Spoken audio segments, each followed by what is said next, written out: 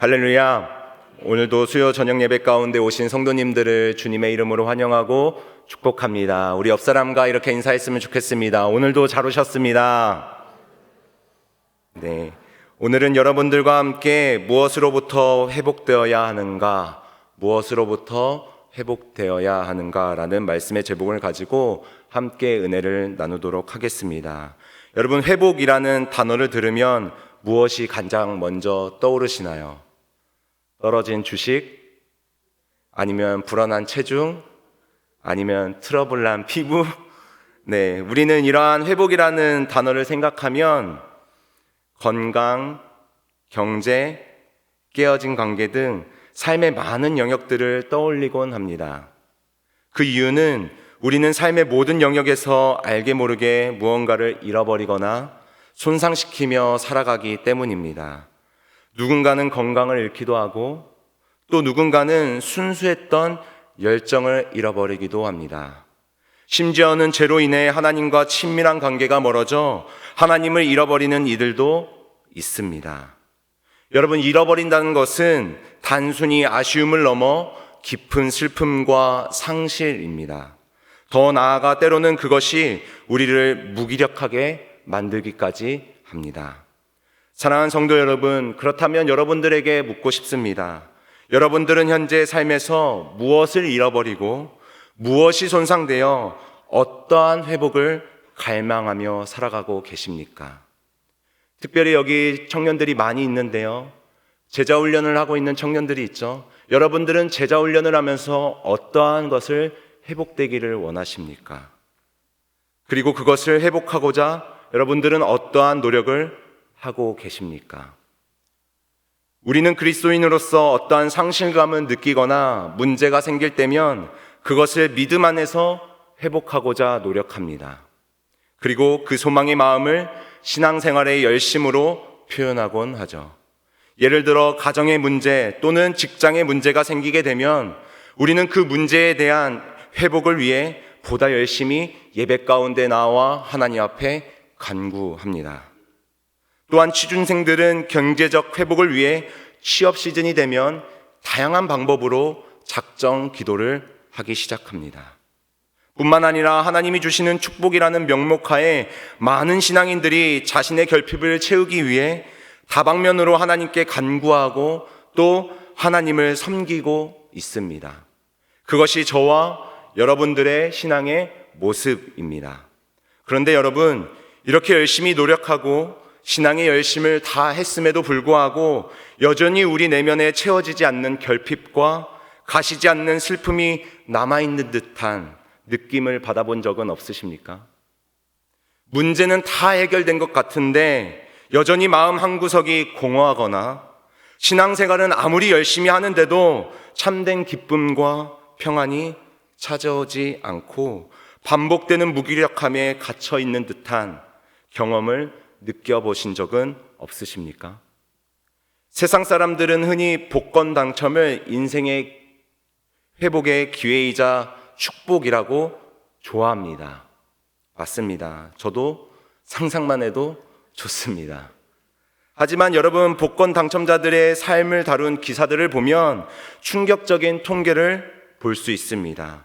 과거 해에서 고액 당첨자들을 대상으로 조사했을 때 10년 이상 지난 사람들 중 70% 이상이 당첨 전보다 더 불행해졌다라는 결과가 있습니다. 지금 여러분들의 표정을 보니 전혀 공감을 못 하시는 것 같습니다. 저도 이 기사를 처음 접했을 때는 전혀 공감이 되지는 않았습니다. 그런데 여러분, 이 통계가 말해주는 것은 돈이라는 외적인 회복을 얻었어도 그 돈을 담아낼 수 있는 내면의 그릇이 손상되어 있다면 그 삶은 결코 축복을 누릴 수 없다라는 것입니다. 여러분, 이것은 우리 그리스도인들의 모습과도 정말 많이 닮아 있습니다. 우리는 신앙의 열심을 통해 삶의 외형적인 결핍들에만 집중하고 또 그것을 채우는데 노력합니다. 그러나 문제는 그렇게 외적인 축복을 얻었을지라도 우리의 신앙의 동기가 여전히 나 자신에게 머물러 있다면 그 축복은 우리에게 참된 기쁨 대신 더 큰 공허함과 슬픔을 남기게 될 것입니다. 저는 오늘 여러분들과 함께 이 스가랴 말씀을 통해 이 지점을 함께 살펴보고자 합니다. 왜 내 안에 외적인 회복이 있음에도 불구하고 지속되는 내면의 공허함은 없는지, 삶의 문제 앞에 온전한 회복을 누리려면 나는 그리고 우리는 어떻게 해야 하는지 살펴보도록 하겠습니다. 먼저 오늘 본문 배경을 살펴보면 이스라엘 백성들은 바벨론 포로 생활 70년이라는 길고 긴 고난의 터널을 지나 이제 막 예루살렘으로 돌아온 자들입니다. 성전은 폐허가 되었고 도시는 황폐해졌습니다. 뿐만 아니라 그들의 마음속에는 깊은 슬픔이 가득 차 있었습니다. 그래서 이들은 지난 70년 동안 조국의 멸망을 기억하며 매년 4차례의 슬픔의 금식일을 철저히 지켜왔습니다. 10월에는 예루살렘이 포위된 날을 기억하며 4월에는 성벽이 함락된 날을 기억하며 그리고 5월에는 성전이 파괴된 날을 기억하며 그리고 7월에는 지도자가 암살된 날을 기억하며 매년 4차례 금식하고 애통했던 것입니다. 여러분, 이것은 70년 동안 이어진 이들의 경건한 노력이었습니다. 마치 우리가 어떠한 문제 앞에 간절한 소망을 담아 신앙의 열심을 갖는 것처럼 말입니다. 그렇게 시간이 흘러 포로 생활이 끝이 나고 스룹바벨 중심으로 성전 재건이 시작됩니다. 이제 이들도 희망의 빛을 보기 시작한 것입니다. 그리고 그때 그들은 묻죠. 스가랴 7장 3절입니다. 만군의 여호와의 전에 있는 제사장들과 선지자들에게 물어 이르되 내가 여러 해 동안 향한 대로 5월 중에 울며 근신하리이까 하며. 여러분, 이 말씀은 쉽게 말해 하나님, 이제 고난은 끝이 났고 성전 재건도 시작되었는데 왜 여전히 우리의 삶에는 참된 기쁨이 없고 슬픔에 머물러야 합니까? 우리가 70년 동안 눈물로 지켜온 이 슬픔의 금식 행위를 이제는 그만해도 되지 않겠습니까? 라는 질문입니다. 그리고 하나님께서는 이러한 백성들의 질문에 직설적으로 그들의 신앙의 동기를 지적하십니다. 스가랴 7장 5절 말씀을 우리 함께 읽도록 하겠습니다. 온 땅의 백성과 제사장들에게 이르라. 너희가 70년 동안 5째 달과 7째 달에 금식하고 애통하였거니와 그 금식이 나를 위하여 한 것이냐. 아멘. 여러분, 이들의 금식은 포로 70년 동안의 눈물의 금식이었습니다. 인간적인 눈으로는 칭송받을 만한 경건한 모습이었습니다. 하지만 하나님께서는 그 행위의 동기가 나를 위한 금식, 즉 하나님과의 인격적인 관계나 자신들이 지은 죄에 대한 진정한 회개 없이 고난만을 벗어나기 위해 행했던 형식적인 신앙이었다고 지적하고 있는 것입니다. 여러분, 우리 안에 외적인 회복이 시작되었어도 내면의 기쁨이 없는 이유는 바로 그 신앙의 동기가 여전히 하나님께 집중되지 않았기 때문입니다. 여러분, 이스라엘 백성들이 왜 바벨론 포로로 끌려갔습니까? 그것은 그들이 하나님 앞에 지었던 근본적인 죄악 때문이었습니다. 하지만 안타깝게도 이스라엘 백성들은 자신들의 죄에 대한 깊은 성찰과 회개 없이 회복의 약속 가운데에서도 오직 자신들의 필요와 욕구만을 하나님께 끊임없이 구하고 묻고 있었던 것입니다. 이러한 가운데 오늘 본문은 하나님께서 이스라엘 백성들을 향하여 슬픔의 금식이 영원한 기쁨으로 변하는 방법, 그 변화되는 방법을 말씀하고 있는 것입니다. 우리 본문 8장 19절 말씀을 함께 읽겠습니다. 만군의 여호와가 이같이 말하노라. 넷째 달의 금식과 5째 달의 금식과 7째 달의 금식과 10째 달의 금식이 변하여 유다 족속에게 기쁨과 즐거움과 희락의 절기들이 되리니 오직 너희는 진리와 화평을 사랑할지니라. 아멘. 사랑하는 성도 여러분, 손상에 대한 진정한 회복은 오늘 본문에 나타난 금식과도 같은 어떠한 형식적인 종교의식에 있지 않습니다. 오히려 진정한 회복은 하나님과의 관계 안에서 진리와 화평을 사랑하는 마음으로 돌아가는 데 있습니다. 청년 사역을 할 때 가끔씩 청년들을 만나면 늘 하나님과의 관계를 묻곤 했습니다. 하나님과 동행하냐? 하나님과의 관계는 요즘 어떠냐?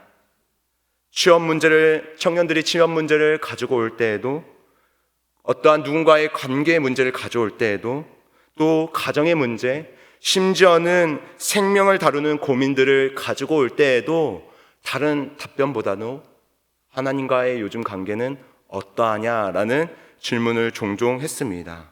왜냐하면 그 모든 문제는 하나님과의 관계 안에서 회복될 수 있다라고 저는 확신했기 때문입니다. 진리 되신 하나님께서 모든 문제를 다스리시고 우리에게 평안을 주실 수 있는 분이라는 것을 확신하였기 때문에 누구를 만날 때나 신앙을 상담할 때나 어떠한 문제를 다룰 때 요즘 하나님과의 관계는 어떠하냐라는 것들을 물어봤습니다. 때문에 여러분, 하나님과의 관계는 매우 중요합니다. 삶 가운데 하나님과 동행한다는 것은, 그 진리 되신 하나님과 동행한다는 것은 매우 중요합니다. 그렇다면 오늘 본문에 나타난 진리와 화평을 사랑하라라는 것은 무엇을 의미할까요? 여러분, 이것을 알기 위해서는 이 단어에 내포되어 있는 의미를 바로 알아야 합니다. 먼저 진리라는 단어의 히브리어는 에메트입니다. 이는 진실, 정직함, 견고함, 그리고 하나님과의 관계 안에서 비롯되는 도덕적 진정성을 뜻합니다. 이렇게 볼 때 오늘 본문 19절에 진리, 곧 에메트를 사랑하라 라는 주님의 말씀은 어떠한 문제 앞에서 형식적인 종교 행위를 버리고 하나님과의 관계를 본질적으로 회복하라 라는 말씀입니다. 곧 하나님 앞에서 진실한 마음으로 서는 것을 의미하는 것입니다. 여러분, 이것은 우리가 씨름하는 삶의 모든 문제를 금식이라는 행위 뒤에 숨지 않고, 봉사라는 행위 뒤에 숨지 않고, 종교활동이라는 행위 뒤에 숨지 않고 우리의 연약함과 회복되어야 할 영역을 있는 그대로 하나님께 고백하는 투명함입니다. 즉, 나를 위한 금식을 하나님과의 솔직한 만남으로 바꾸는 것을 의미하는 것입니다. 여러분, 이것이 바로 진리를 사랑하는 마음입니다. 또한 본문의 진리를 사랑한다는 것은 하나님께 대한 신실한 순종을 의미하는 것입니다. 여러분, 이것은 하나님 말씀 위에 굳건히 서서 상황과 환경이 변해도 변함없이 그분의 뜻을 따르는 견고함을 말하는 것입니다. 사랑하는 성도 여러분, 그리스도인에게 있어서 온전한 회복은 무엇을 오늘 할 것인가 이전에 어떠한 마음으로 하나님 앞에 설 것인가에 달려 있습니다. 한 번 더 말씀드리면, 그리스도인에게 있어서 온전한 회복은 오늘 지금 내가 무엇을 할 것인가 이전에 어떠한 마음으로 하나님 앞에 설 것인가에 달려 있다라는 것입니다. 여러분, 우리가 진리를 사랑할 때 하나님은 우리의 신앙을 나를 위한 행위가 아닌 하나님을 기쁘시게 하는 신실한 동행으로 인정해 주실 것입니다. 그리고 우리가 그렇게 진리를 사랑함으로 하나님과의 관계가 회복되면 그 결과 우리의 모든 삶 속에 화평의 열매가 자연스레 맺히는 겁니다. 신앙생활을 할 때 화평의 열매를 억지로 맺으려고 해서 맺는 것이 아니라 요한복음에 나타나 있는 것처럼 나무 대신, 그 뿌리 대신 그 예수 그리스도께 집중하면 그 열매는 자연스럽게 맺히는 것입니다. 그리고 이는 곧 진리를 사랑함으로 화평 역시 사랑하게 되는 것입니다. 여러분, 진리를 사랑함으로 화평을 사랑하게 되는 것은 매우 중요합니다. 왜냐하면 화평이라는 단어의 의미 때문입니다. 잘 아시는 것처럼 화평이라는 단어는 히브리어로 샬롬입니다. 이는 하나님과의 진실한 관계, 즉 진리가 회복될 때 내면 안에서 생겨나는 온전한 평안과 충만함을 의미합니다. 그리고 이 온전한 상태는 하나님께서 세상을 창조하실 때 보시기에 좋았더라라고 선언하신 본질적인 선함, 히브리어로 토브라는 그 히브리어 단어와 연결 지을 수 있습니다. 토부라는 단어의 뜻은 선함, 좋음, 행복, 그리고 유익을 의미합니다. 즉, 진리를 사랑함으로 하나님과의 관계가 회복되면 그 결과 스스로에게 누려지는 샬롬의 평화를 넘어 선함과 기쁨과 행복의 열매로 이어지게 되는 것입니다. 또한 이 평안, 이 화평은 단순히 내 마음의 평안이라는 내적 차원에서만 머물지 않습니다. 성경에서 샬롬은 온전한 관계의 상태를 뜻하며 이는 필연적으로 우리를 둘러싼 이웃과의 관계로 확장되어집니다. 다시 말해, 내가 평안하면 나만 그 평안함을 누리는 것이 아니라 나와 주변에 있는 모든 이들이 그 평안이 자연스럽게 흘러간다라는 것입니다. 사실 이스라엘 백성들은 포로 생활을 겪는 동안 성전의 파괴뿐만 아니라 극심한 절망 속에서 서로를 돌보지 못하고 관계의 단절을 경험했습니다.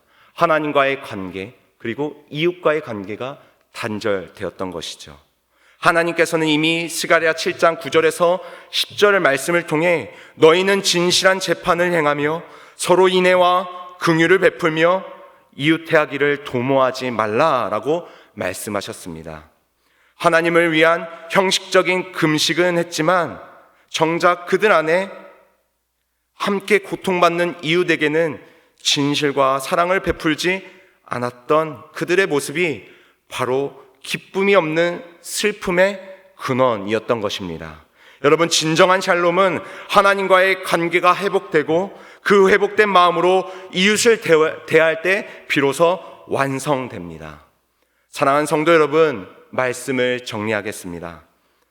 오늘 우리는 스가랴 말씀을 통해 이스라엘 백성들이 70년간 눈물로 지켜온 슬픔의 금식이 왜 그들에게 참된 기쁨을 가져다 주지 못했는지 깨달았습니다. 그들의 문제는 고난 자체가 아니라 고난을 대하는 신앙의 동기였습니다. 그들은 자신의 문제 앞에 열심히 금식하고 애통은 했지만 그 모든 행위가 하나님이 아닌 자신들만을 위한 것이었습니다. 바로 이 형식적인 신앙과 자기중심적인 신앙의 모습이 해방 가운데에서도 앞으로 이루신 하나님의 은혜를 기대하게 되기보다는 눈앞에 보이는 현실들만 바라보게 되었던 것입니다. 또한 그것이 기쁨 없는 슬픔과 공허함에 머물게 되었던 것입니다. 그런데 문제는 이러한 모습이 오늘을 살아가는 우리들에게도 여전히 있다라는 사실입니다. 사랑하는 성도 여러분, 바라기는 모든 문제 앞에서 여러분들의 니즈만을 바라보고 여러분들의 필요만을 바라보고 하나님 앞에 나아가지 마시기를 간절히 소망합니다. 진실 되신 하나님을 바라보시기를 간절히 축복합니다. 뿐만 아니라 하나님과의 관계를 먼저 묵상하고 내가 이 문제 앞에서 나의 문제를 다스리는 것이 아니라 내가 지금 이 문제 가운데 하나님과 동행하고 있는가, 하나님을 내가 바라보며 신앙생활하고 있는가, 그것들을 생각하고 그 모습부터 먼저 하나님 앞에 간구하고 기도하시기를 간절히 축복합니다. 사랑하는 성도 여러분, 혹 현재 삶의 어떠한 문제들로 인하여 회복을 갈망하고 계신 분들이 계십니까? 그래서 오늘 이 예배 가운데 비록 피곤하지만 지푸라기라도 잡는 심정으로 나오신 분들이 계십니까? 정말 잘 오셨습니다. 이 시간 여러분들의 심정을 주님 앞에 솔직하게 아뢰시길 바랍니다. 그리고 구하고 회개할 수 있기를 간절히 축복합니다. 그러할 때 주님께서 여러분들에게 참된 평안을 허락하여 주실 줄 믿습니다.